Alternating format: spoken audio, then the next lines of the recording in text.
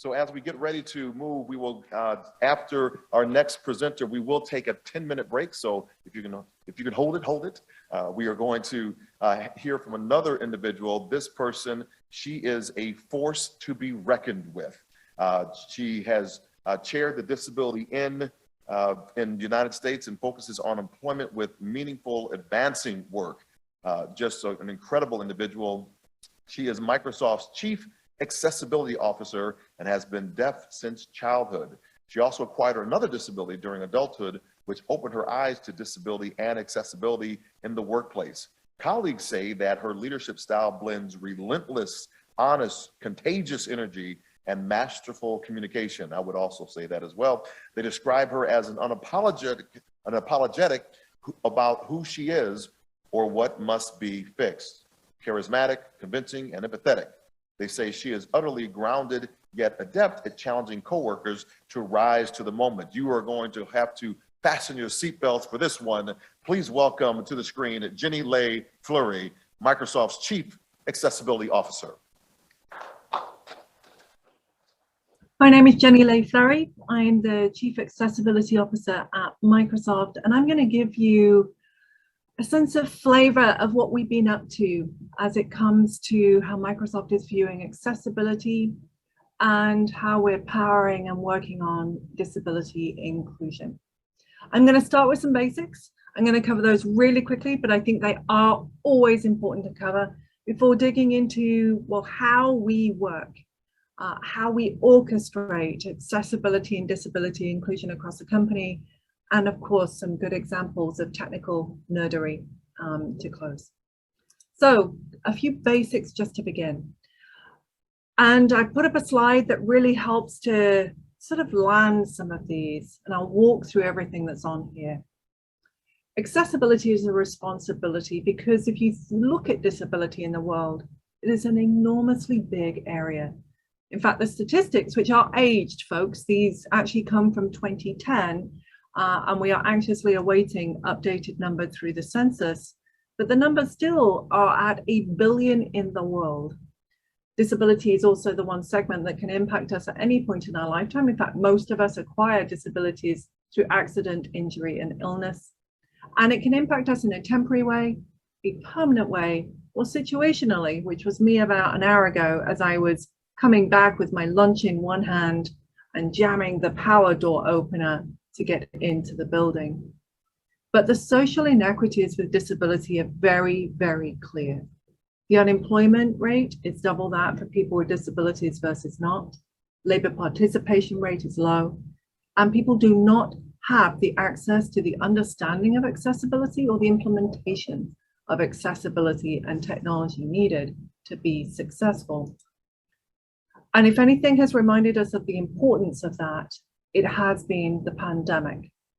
The pandemic forced us all to move into a virtual world very, very quickly and forced a much higher dependency on accessibility. The good news in all of this for Microsoft, as I turn to what we do, is that we've been in this for quite some time, but we've had to change our journey over the year, and we've had to really adapt to the growing needs of this community. To give you the quick story in the history, our investment in accessibility goes back to the 90s. In fact, that's when Bill Gates first put a commitment out there to work on accessibility. It's also when the first employees with disabilities started coalescing. I joined in 2005, and back then there were 6 groups. I ended up joining one of them, the deaf community. I'm severely, profoundly deaf. I know my speech is amazing, but I really don't hear you. You all sound great to me. And I joined the deaf community out of need. I joined it because I needed to understand how I could be deaf and successful at Microsoft.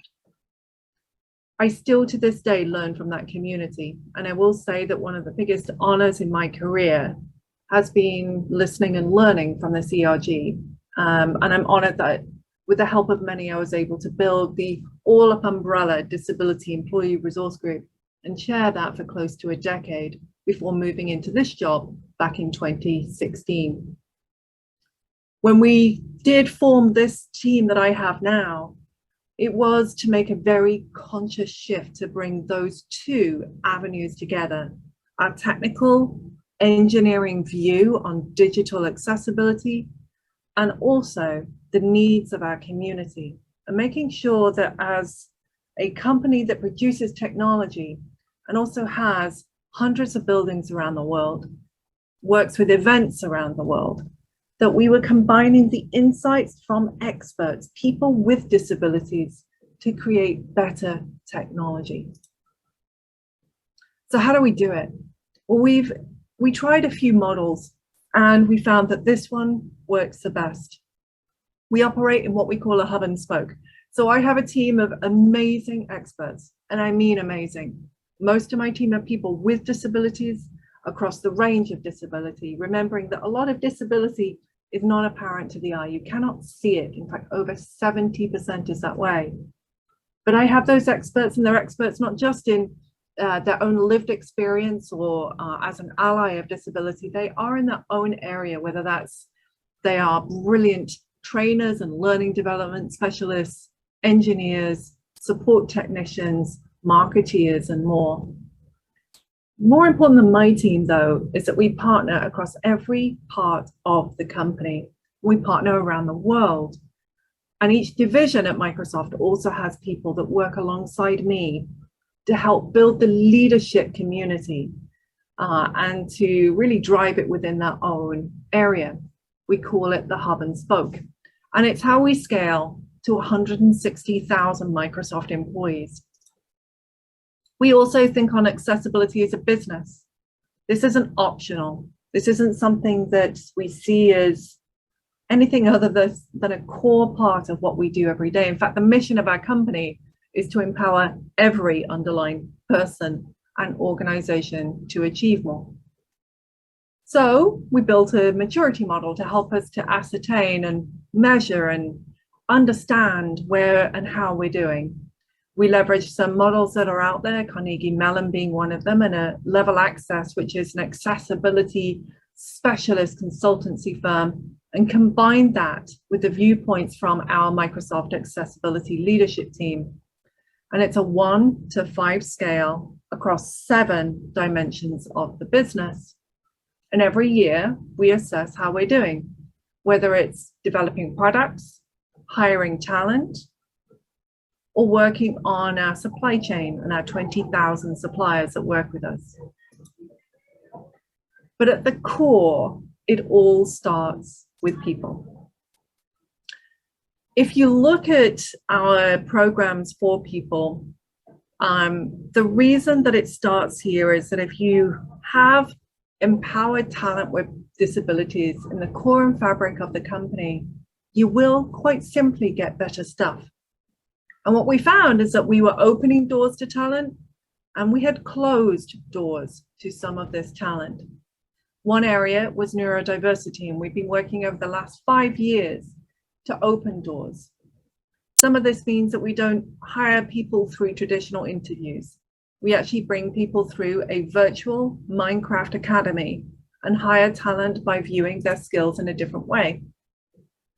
But whether it's neurodiversity, mental health, mobility, speech, deafness, blindness, and more, we want and need people with disabilities in the fabric of our company. We also know that 7.1% of our US employees identify as having a disability. We're working to increase that, and I actually believe that there is far more in the company than this number reveals. But it's about creating an environment where people feel psychologically safe to talk about their disability, to ask for what they need to be successful, and to know that it's going to be prioritized. When you have people at the table leading conversations in visible roles as a part of your culture and community, then you start to get new insights embedded into your outputs. There's a key phrase in the disability world, which is nothing about us without us. And that really matters when it comes to accessibility.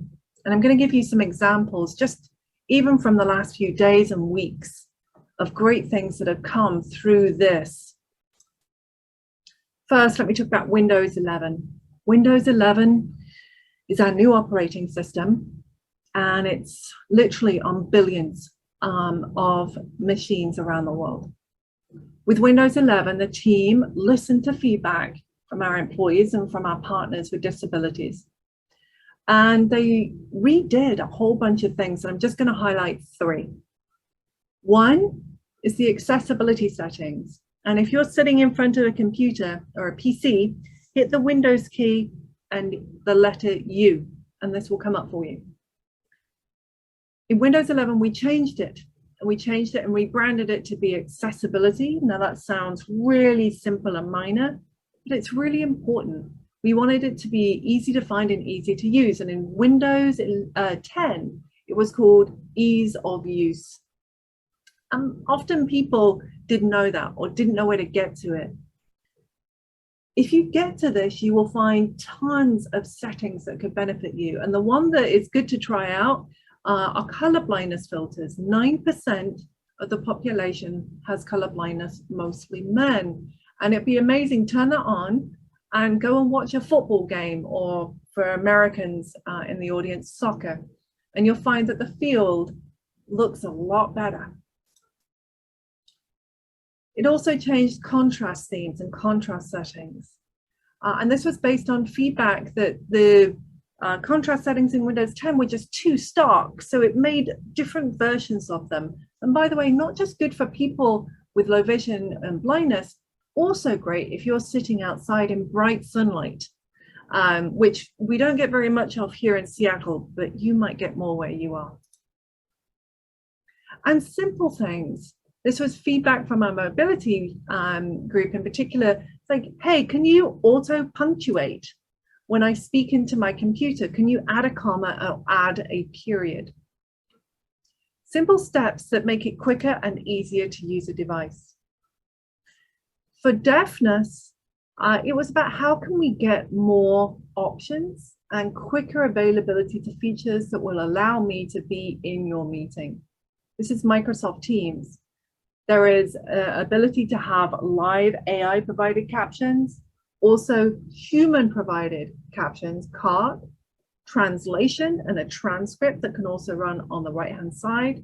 And you can also use hand wave. So if you're not sure when that person's going to finish their sentence, there is sometimes a lag between the captioning finishing or the sign finishing a sentence. Just put your hand up and they'll come to you in order. That same functionality, actually it's artificial intelligence, it's provided by something called Azure Cognitive Services, is also powering many of our partners, including a really cool one, Peloton. They announced this literally within the last few days. And if you are wanting to take some exercise on a Peloton app, Peloton bike, you just have to hit a button now and you'll find auto captioning available. We tailored it to their environment, changed and added some keywords that are really relevant to a Peloton workout. And it means that you get accurate captioning and anyone can join and enjoy that environment. In fact, for deafness, we're finding that there's lots more that we can do. Xbox is now adding sign language into games like Forza. In fact, this is going to be an American sign language and British sign language. And yes, they are very different sign languages, but also making it easier for gamers to create accessible games. And this is something that I think is really important to accessibility. It's not just about adding a feature, it's about teaching people how to create accessible buildings, accessible events, and accessible games. Those fundamentals are something that we're deeply passionate about. And we know our role in so many rooms is to power others to do good stuff. We also are really focused on how we can make it easier to use our hardware. And another bit of feedback that we got was for people using Surface devices was that it was hard to open up that laptop, to find the right port to put a cable in, to find the right keys on a keypad if you're low vision. And so the adaptive kit is about the size of my palm, coming out later this year and will be available around the world and on our store. And it's actually 4 sleeves of stickers that are tactile and in different colors, that you can attach to your ports and cables, attach to your keyboard, or attach to the lid of your Surface to really make it easier to open and use the device. There's lots more on the way. One of our biggest areas of investment is in mental health and how we can power people with mental health, hearing from our community, from our employees, and seeing that this is the biggest growing demographic in the disabled world today. But I would say that the short version here is that accessibility is a massive differentiator. Get educated and really get skilled in how to talk about accessibility. Remember that if you don't know if it's accessible, it's not, whether that's an event, a meeting room, or a piece of code. And there are really simple things that you can do to be inclusive. In fact, the next time you send an email, if you're in Microsoft Office, just go to the review tab, and right next to spell check, you have the ability to check the accessibility of your content. But more than anything, I just want to leave you with the possibility. We can disrupt social inequity for people with disabilities. We can do it together. We can help to tackle the disability divide. So thank you for listening to me. I hope you have an incredible time in conference. And I really do, well, I believe we're better together. And I look forward to hearing your feedback and your thoughts. Thank you. Bye-bye.